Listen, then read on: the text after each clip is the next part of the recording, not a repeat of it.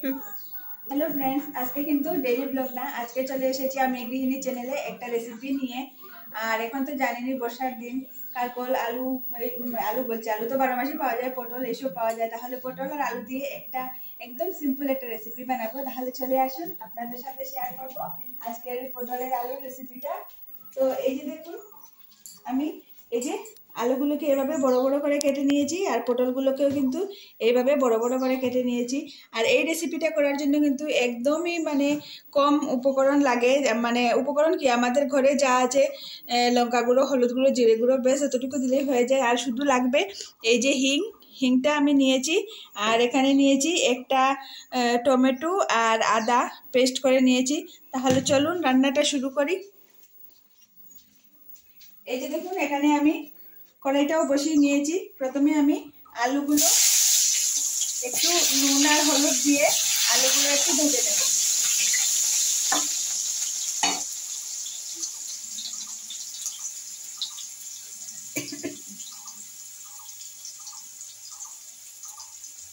আর একটু দেব লঙ্কা গুঁড়ো কালারের জন্য।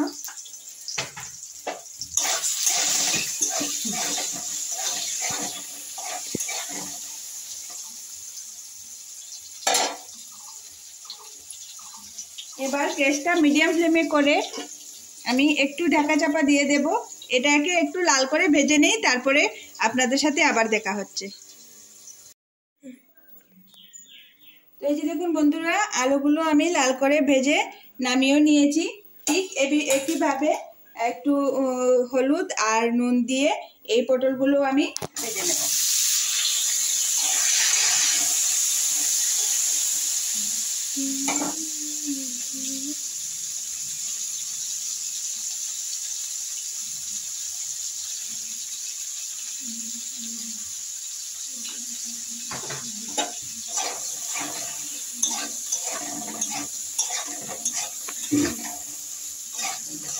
পটলগুলোকে কিন্তু ঢাকতে হবে না, ঢাকলে কিন্তু একদম গলে যাবে, আর একদম হয়ে যাবে আর কি। একটু যেহেতু পটলগুলো নরম হয়ে গিয়েছে, তো সেই জন্য পটলগুলো একদম আমি ঢাকবো না। একটু গ্যাসটা হাই ফ্লেমে করে নাড়াচাড়া করে একটু লাল করে ভাজা হয়ে গেলেই নামিয়ে নেব। তাহলে এইভাবে থাকবো, আর গ্যাসটা মিডিয়াম ফ্লেমে থাকবে। তাহলে ভাজা হতে থাক।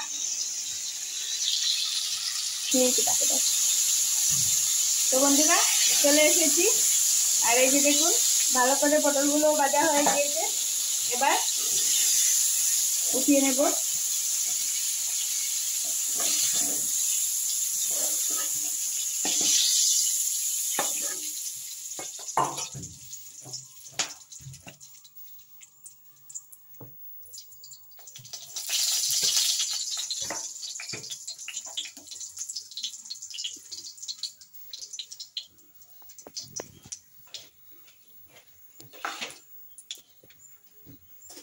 এবার দিয়ে দিচ্ছি এতে 5 ফোড়ন,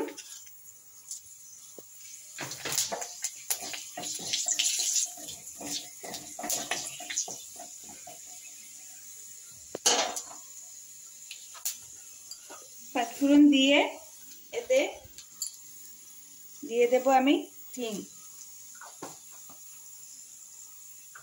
এবার হিংটা দিয়ে দিচ্ছি এই যে টমেটো আর আদার পেস্টটা।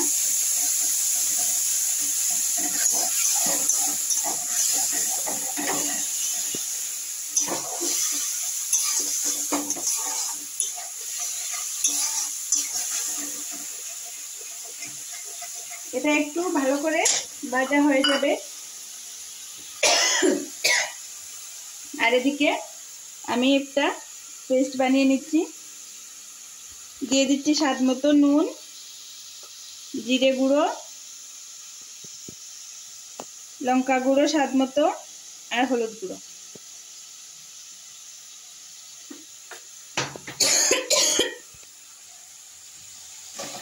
এই যে দেখুন, এটাকে একটু ভেজে তারপর এই যে মশলার পেস্টটা আমি দিয়ে দিচ্ছি।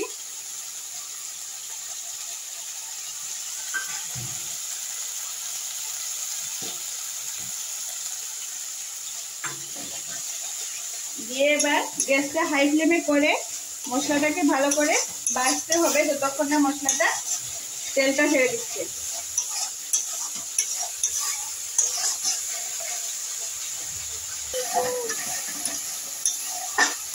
তো এই যে দেখুন মশলাটা ভালো করে ভাজা হয়ে গিয়েছে। এবার আমি ভেজে রাখা আলু আর পটল দিয়ে ভালো করে কষিয়ে একটু ঢাকা দিয়ে রাখবো।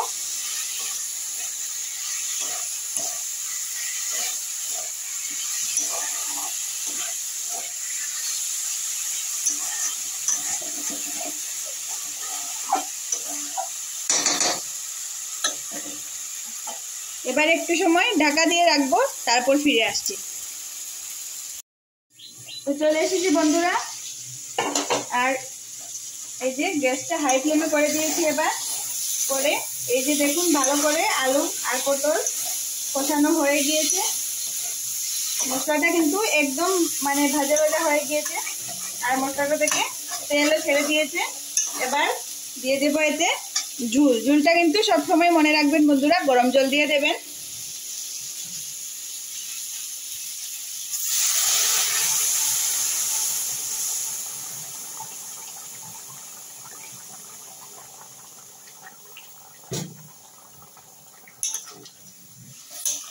তো এই যে দেখুন ঝুলটা দিয়ে দিয়েছি।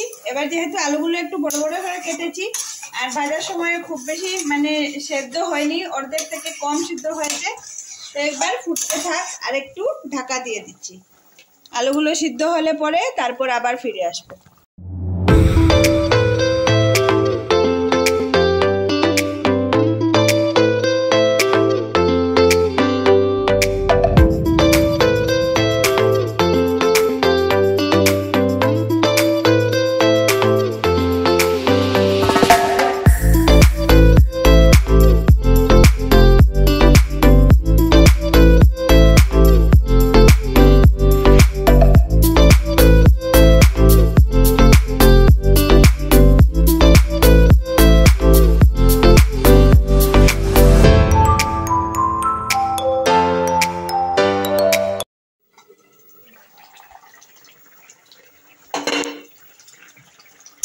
তো এই যে দেখুন বন্ধুরা রান্নাটা অলমোস্ট কমপ্লিট হয়ে গিয়েছে। হ্যাঁ, আলুগুলো একদম পারফেক্টভাবে সিদ্ধ হয়ে গিয়েছে। এবার গ্যাসটাকে হাই ফ্লেমে করে দেব।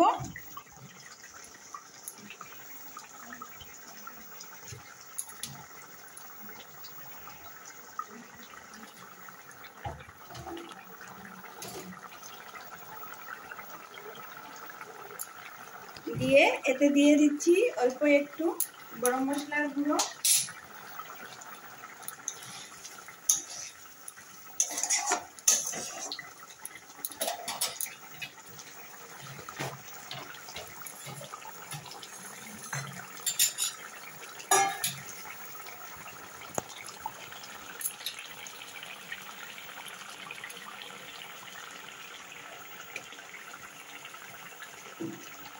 আর এবার নামিয়ে নেব। নামানোর আগে দিয়ে দিচ্ছি একটু ঘি।